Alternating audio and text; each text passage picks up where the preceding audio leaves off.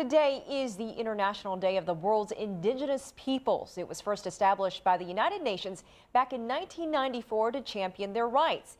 And in Latin America, countries like Bolivia and Ecuador changed their constitutions to preserve indigenous rights.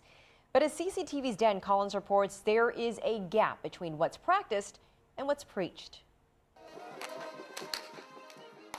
A riot of colour and sound. This parade showpieces the myriad costumes and dances of Peru's extraordinary ethnic mix.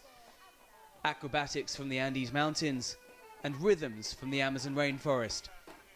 Peru's rich culture draws in millions of tourists every year, something for which Peru's culture minister paid tribute in a message to mark World Indigenous Day. Un saludo cariñoso desde el Ministerio de Cultura. An affectionate greeting from the Culture Ministry to all Peru's indigenous peoples. We in the ministry are very dedicated to promoting the development of our indigenous and peasant communities. Indígenas y campesinas en nuestro país. The flip side of this vision of diversity is the tense standoff between rural indigenous Peruvians and the rush on the country's bountiful natural resources. One conflict over the multi-billion-dollar Conga gold mine has come to symbolize this struggle. Farmers fear the project will pollute their water supply. It's one of more than 150 conflicts over natural resources in Peru. 10 people have been killed so far this year in anti-mining protests.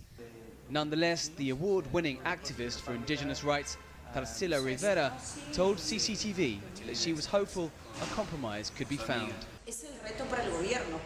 The challenge for the government is to find a way of combining the rights of the indigenous peoples to decide what to eat, where and how to live with the economic development of the country, which is based principally on exploiting its natural resources.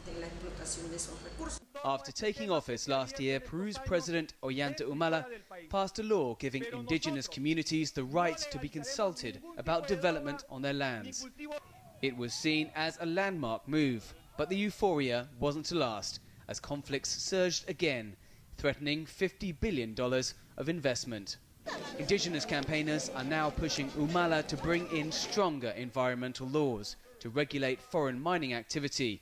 It will be a painful process, but there's still hope for a harmonious solution.